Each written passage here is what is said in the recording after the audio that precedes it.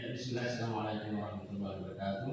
Waalaikumsalam warahmatullahi wabarakatuh. Alhamdulillah wa syukurlah wa la hawla wa la quwwata illa billah wa ba'du. Puji syukur mari kita panjatkan kepada Allah Subhanahu wa taala atas semua rahmat, rezeki, nikmat yang telah dicurahkan kepada kita, sehingga alhamdulillah sampai pada hari ini kita semua masih dalam keadaan sehat walafiat, dalam suasana bahagia, tak kurang dari suatu apapun. Salawat dan kasih mari kita sendiri hadiran baginda kita Nabi Allah Muhammad SAW yang melalui kerendahannya alhamdulillah Islam dihadirkan untuk memperindah, menghidupkan kembali suasana yang telah mati, yang sebelumnya telah diatur oleh Allah sedemikian rupa dan indahnya, tetapi atas kekufuran manusia bumi ini sempat ternodai. Karena itu Rasulullah diutus untuk memperbaiki kembali, terutama dari segi akhlak. Lalu sebelum kita mulai, mari kita berdoa, dan insya Allah doa ini langsung diambil oleh guru. Mari kita membaca Al-Fatihah untuk menjaga kita di hari-hari. Berdoa mulai.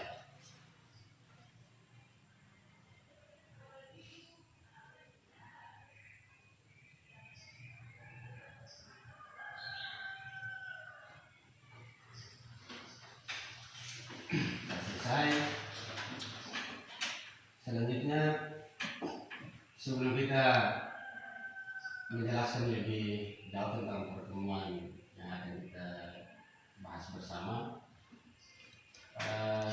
yang pertama yang perlu kita semua pelajari adalah bahwa pertemuan kita di pekan yang lalu itu kita sudah mendiskusikan materi tentang substansi dari dakwah Nabi Muhammad SAW di Madinah.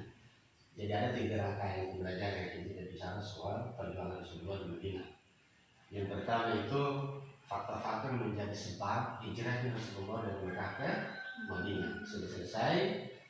Materi yang baru selesai pada pekan kemarin itu adalah substansi dari dakwah Rasulullah di Madinah. Nah, saat ini sebelum kita mulai, guru mau tanya, masih ingat ke Anda tentang materi itu? Masih. Alhamdulillah. Selanjutnya kita akan bicara tentang strategi dakwah Rasulullah SAW. Ya, siap-siap ya. Jadi ada kurang lebih sekitar 3 strategi. Yang paling pertama sekali adalah meletakkan dasar-dasar kehidupan dalam masyarakat Islam. Dalam proses peletakan dasar ini ada 3 aspek.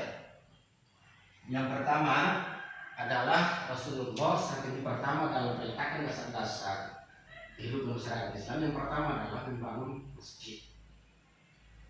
Yang kedua itu mempersaudarakan kaum muslimin, yang di dalamnya adalah kaum Muhajirin dan kaum Ansor. Kemudian yang ketiga itu membuat perjanjian dengan kaum Yahudi. Nah, kita mulai dari yang pertama. Setelah Rasulullah hijrah dari Mekah ke Madinah, aspek pertama yang menjadi perhatian khususnya Rasulullah Muhammad SAW adalah masjid. Karena pada Rasul masjid itu menjadi sentral aktivitas atau pusat kegiatan daripada umat Islam. Nah, masjid yang Anda pahami, masjid yang pertama kali dibangun oleh Rasulullah setelah hijrah di Madinah, masjid apa? Setelah Rasulullah SAW hijrah dari Mekah ke Madinah, membangun masjid, dan masjid yang pertama kali dibangun oleh Rasulullah itu adalah Masjid Quba. Namanya adalah Masjid Quba. Setelah Masjid Quba, Rasulullah melanjutkan dengan membangun Masjid Nabawi. Jadi yang anak Masjid Nabawi masjid pertama dibangun oleh Rasulullah, tidak, Masjid Quba. Setelah Masjid Quba dibangun, Rasulullah dalam waktu-waktu sholat itu Rasul biasa ajak sahabat, keluarga terdekat yang ikut dengan beliau, lalu mendirikan sholat. Lalu merasa begitu repot bagaimana caranya mengumpulkan orang untuk melaksanakan sholat.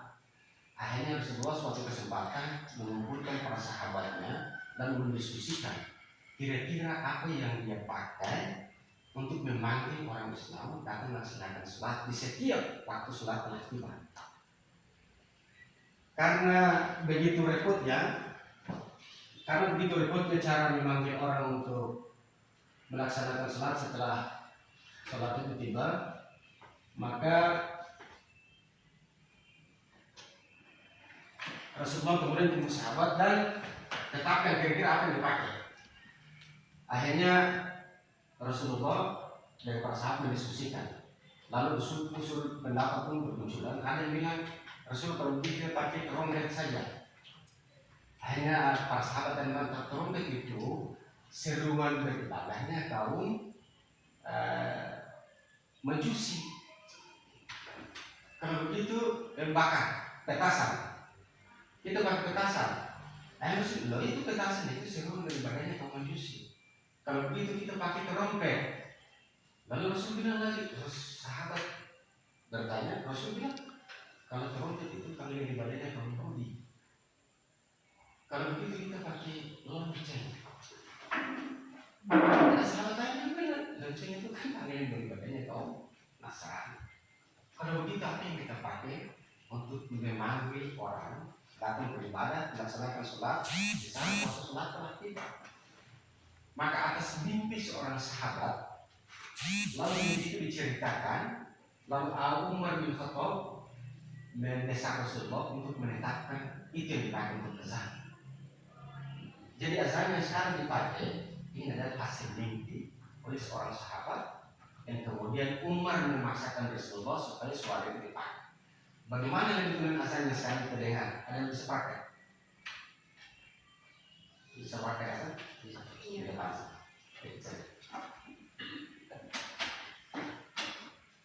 Dipercepat saja lantunan azannya. Allahu Akbar, Allahu Akbar. Asyhadu anna Muhammadar Rasulullah. Allah Sudah. Ya, jadi pertama tidak bisa dulu, ya harus santai. Kalau belajar dulu harus santai. Insya Allah kita ide saja. Jadi lantunan azan itu dua kali.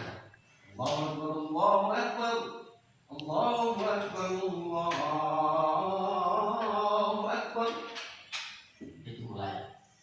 Asyhadu an la ilaha illallah. Dua kali. Asyhadu anna Muhammadar Rasulullah. Dua kali juga ya. Hayya 'alas shalah. Dua kali. Lalu lanjut dengan hayya 'alal falah. Ditutup juga dengan Allahu Akbar, Allahu Akbar. La ilaha illallah. Dua kali semua. Jadi begitu luar biasanya kalimat ini. Dia dimulai dengan mengakui kebesaran Allah, kemudian dia berlanjut akhir juga mengakui kebesaran Allah. Jadi Allah itu maha dahsyat, maha besar. Jadi dari seruan inilah kemudian orang tahu, merasa tertarik, datang melaksanakan sholat. Jadi itu bukan hasil gambar, itu kesepakatan dan itu juga menjadi hasil mimpi. Jadi ada yang datang memberitahukan cara menjalankan suara azan itu kepada salah satu sahabat. Ya. Lalu yang berikut, siapa yang pertama kali melantunkan azan saat Rasul mengajak? Tukang azannya Nabi yang paling top itu siapa? Bilal bin Rabah. Bilal bin Rabah adalah salah satu tukang azan yang paling populer, paling viral kalau dalam bahasa sekarang. Itu beliau itu jadi selebgram, jadi tiktokers, dia jadi semacam youtuber di zaman Nabi karena suaranya begitu indah, begitu menggetarkan jiwa di setiap telinga yang mendengarnya. Jadi kalau Bilal berdiri di atas menara lalu Allahu Akbar, Allahu Akbar, itu ya orang dalam keadaan tidur, semua kita terbangun melaksanakan Yesus. Jadi kalau kita bilang bahwa menyalakan suara-suara. Nah yang berikut itu semenjak itu berdiri, yang berikut adalah mempersaudarakan umat Islam. Siapa yang disaudarakan? Kaum Muhajirin dan Ansor. Kaum Muhajirin itu orang yang hijrah bersama Nabi dari Mekah ke Madinah, sementara kaum Ansor adalah penduduk Islam di Madinah yang meminta Nabi hijrah dari Mekah ke Madinah dengan jaminan Rasul sebagai pimpinan. Kemudian yang terakhir, dalam membuat perjanjian antara kaum muslimin dengan kaum non-muslim, di dalamnya adalah Nasrani dan Yahudi. Dan perjanjian itulah lahirlah Piagam Madinah. Dari perjanjian itu lahirlah Piagam Madinah yang kita kenal sekarang. Supaya tidak boleh lagi ada kebohongan antara Islam dan Muslim, non-Muslim itu saling menjaga, tidak boleh saling memerangi. Kalau ada orang datang memerangi satu di antara kaum di situ, mereka saling membantu untuk menyelesaikan masalah. Jadi sampai di sini pertemuan kita. Insya Allah kita akan lanjut lagi pertemuan ini di pekan yang akan datang. Dan sebelum kita akhiri, saya ingin jelaskan kepada Anda bahwa semuanya perjuangan Rasul adalah kesegapan yang kita bayangkan saat ini. Rasul itu berdarah-darah, Rasul itu mengorbankan banyak hal, harta, jabatan, segala hal korbankan, termasuk meninggalkan Mekah sebagai kota yang begitu dicintainya. Demi hal itu meninggalkan ilmu Allah, ilmu Islam yang. Karena itu, sebagai generasi muda Muslim, jangan pernah mengabaikan apa yang sudah dijelaskan oleh Rasulullah untuk kita wujudkan di masa mendatang. Karena sesungguhnya perkembangan Islam hanya ada di tangan kita. Islam ini berkembang hanya ada di tangan kita ini semua. Jadi perlu atau tidak harus menegakkan Islam ini untuk jatuh oleh orang berkuasa. Sesungguhnya kita yang paling bertanggung terhadap kewujudan Islam. Dan yang terakhir, pulang sampaikan salam hormat buat orang tua masing-masing. Waktu sholat itu melaksanakan sholat sesuai dengan tanggung jawab kita, kewajiban kita. Ada waktu belajar di malam, lalu bantu meringankan beban kepada orang tua di rumah, dan jangan berkata meski kata terhadap orang tua, karena mereka lah orang yang ditugas oleh Allah untuk dilahirkan merawat dan menjaga kita yang perlu. Akhirnya sebelum kita tutup, mari kita berdoa. Kita membaca Quran surat Al-Ikhlas untuk mengakhiri pertemuan kita di pagi hari ini. Berdoa mulai.